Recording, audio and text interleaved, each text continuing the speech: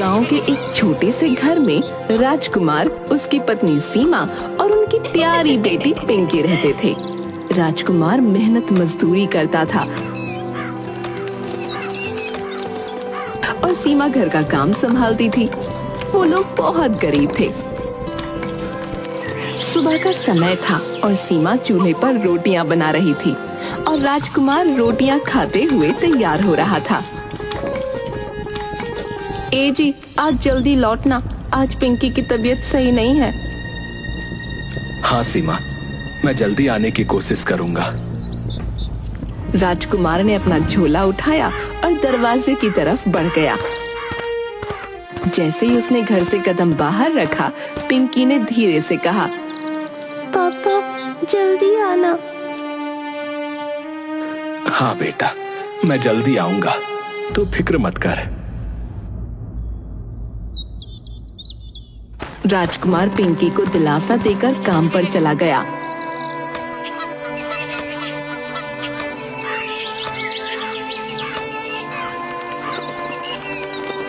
फिर जब वो शाम को अपने काम से वापस आ रहा था तो अंधेरा होने लगा था और सड़क पर हल्की हल्की बारिश हो रही थी। अचानक एक तेज रफ्तार ट्रक ने राजकुमार को टक्कर मार दी। दुर्घटना इतनी भयानक थी कि राजकुमार तुरंत बेहोश हो गया। आसपास के लोग दौड़ते हुए आए। अरे सर, जल्दी अस्पताल लेकर चलो, वरना ये मर जाएगा। अरे जल्दी करो भाई, जल्दी करो। हे भगवान, ट्रक ने इसकी क्या हालत कर दी है, देखो। लोगों ने राजकुमार को अस्पताल पहुंचाया। एक आदमी ने सीमा को ये खबर दी, जिससे वो घबरा गई और तुरंत अस्पताल पहुंची।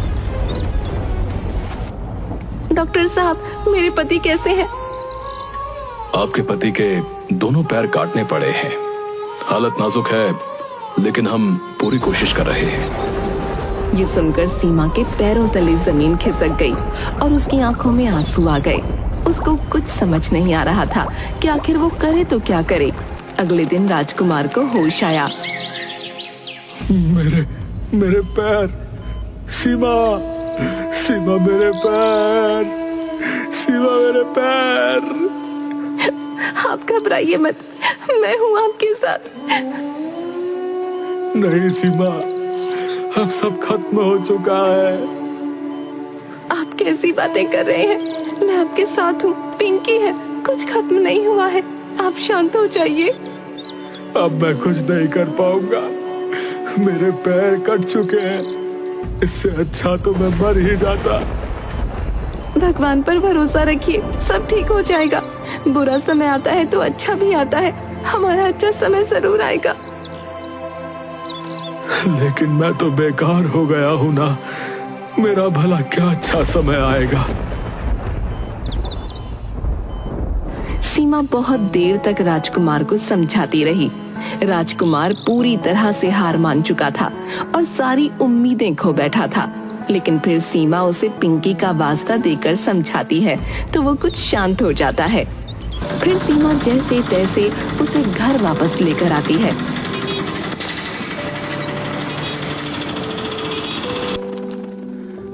मुझे माफ कर देना, अब मैं तुम लोगों का सहारा नहीं बन पाऊंगा, उल्टा बोझ बनकर रहूंगा।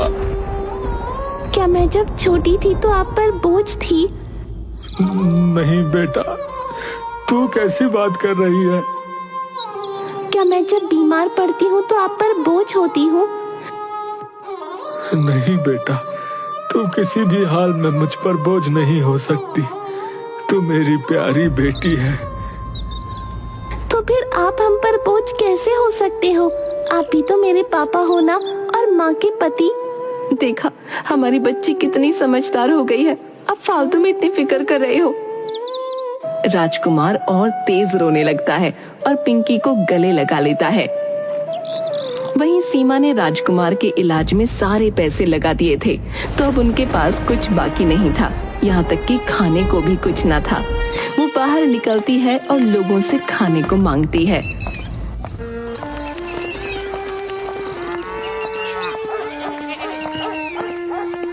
बहन जी, मेरे घर में खाने को कुछ भी नहीं है।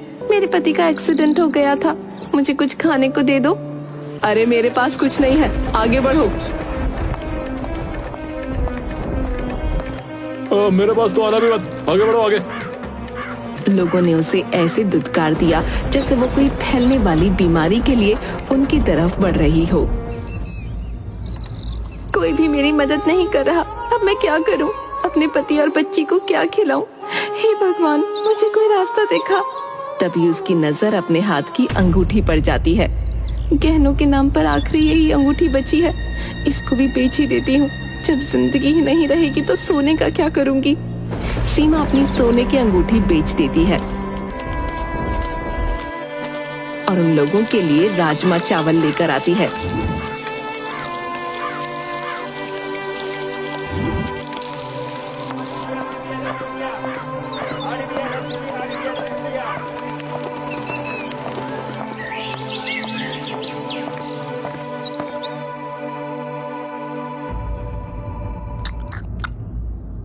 ये राजमा चावल तो बहुत स्वादिष्ट है, लेकिन उतने स्वादिष्ट नहीं जितने आप बनाती हो।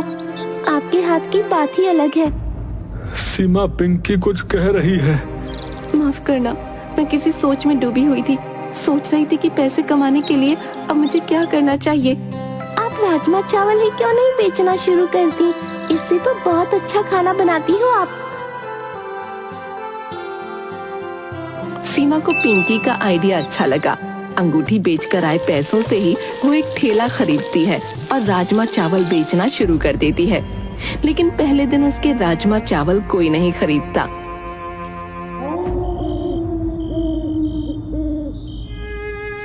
आज एक प्लेट भी राजमा चावल नहीं बिका। लगता है मैंने गलती कर दी राजमा चावल बेचने का फैसला करके। नहीं माँ, ऐसा नहीं है।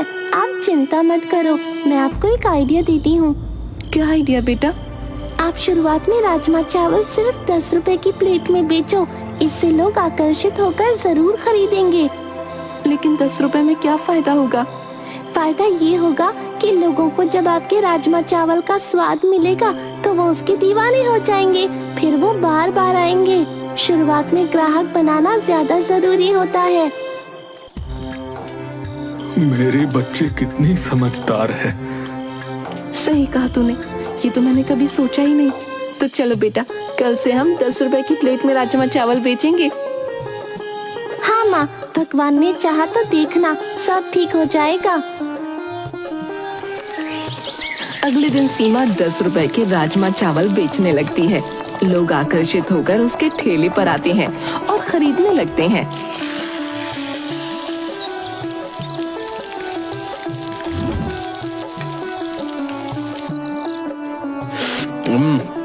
वाह, ये राजमा चावल तो बहुत ही स्वादिष्ट है। अरे वाह भाई, मजा ही आ गया। थोड़ा सा और राजमा डाल दो प्लीज इसमें। हाँ बिल्कुल, और कीमत भी बहुत कम है। अब तक हम इतना महंगा और बेकार राजमा चावल खाकर पागल बन रहे थे, बताओ है?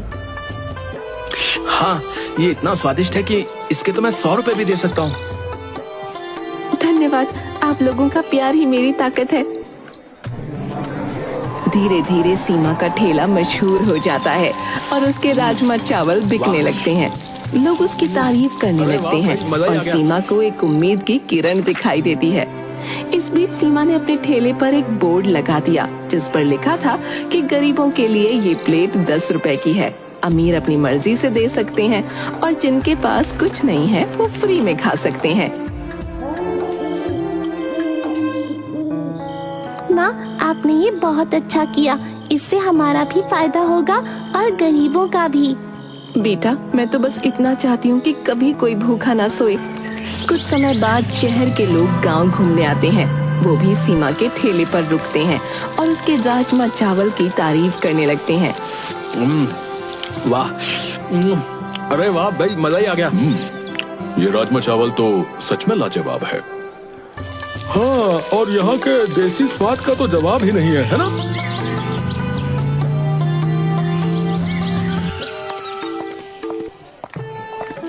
तभी एक शहरी लड़की ठेले पर आती है और राजमा चावल खाकर कहती है, आंटी, आपके राजमा चावल तो बहुत टेस्टी हैं। मैं अपने पापा को भी यहाँ लेकर आऊंगी।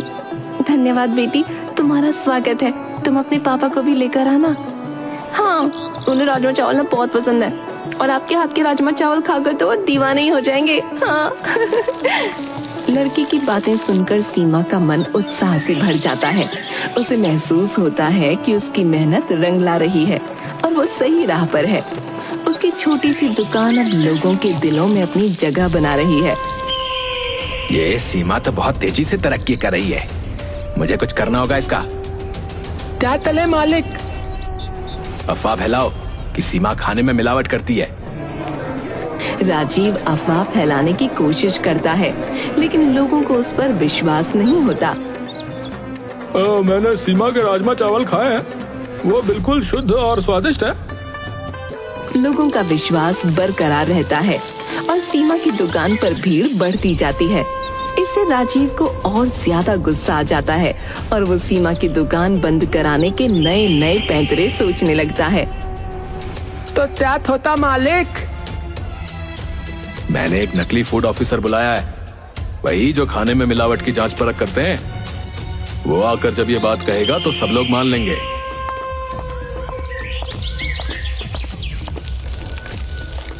एक्सक्यूज मी मिस, मैं फूड ऑफिसर हूँ और मैं आपके राजमा चावल की सेफ्टी चेकिंग करने आया हूँ। मुझे आपके खिलाफ शिकायत मिली है कि आप बासी सामान इस्तेमाल करती हैं और मिलावट भी करती हैं। ये सरासर झूठ है, आप खुद चेक कर ले, आपको पता चल जाएगा। वो तो राजीव का बुलाया हुआ झूठा फूड ऑफिसर था, तो वो राजमा चावल में कमी निकाल ही देता है। सब सीमा को बुरा भला कहने लगते हैं। तभी वही लड़की अपने पिता के साथ वहाँ आती है।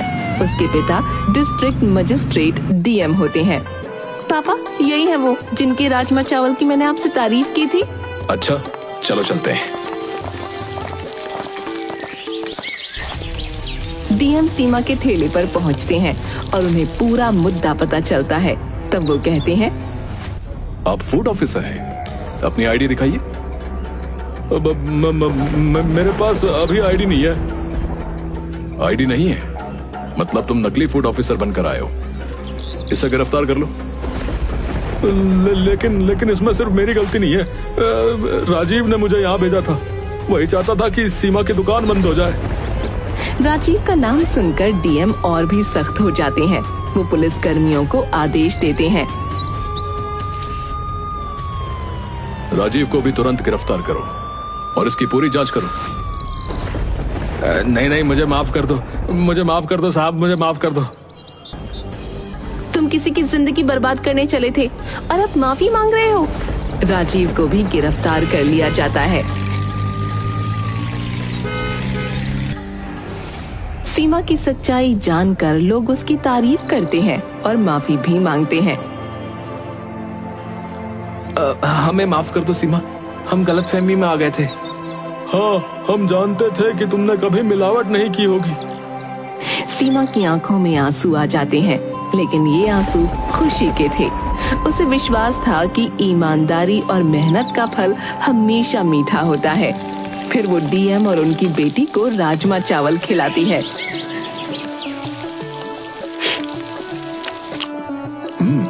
तुम सही कह रही थी बेटी, ऐसे राजमा चावल तो आज तक मैंने कभी नहीं खाए।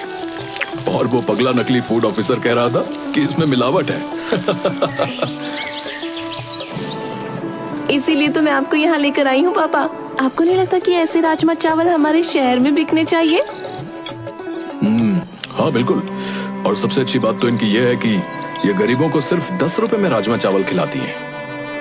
और जिनके पास कोई पैसा नहीं उनको फ्री में। क्या आप हमारे साथ शहर शिफ्ट होना चाहेंगी? सीमा डीएम का ये ऑफर सुन के बहुत खुश होती है और उसे स्वीकार कर लेती है। उसके बाद सीमा, राजकुमार और पिंकी शहर शिफ्ट हो जाते हैं। सीमा वहीं अपना काम करती है और राजकुमार नकली पैरों की मदद से फिर से चलने लायक हो जाता है।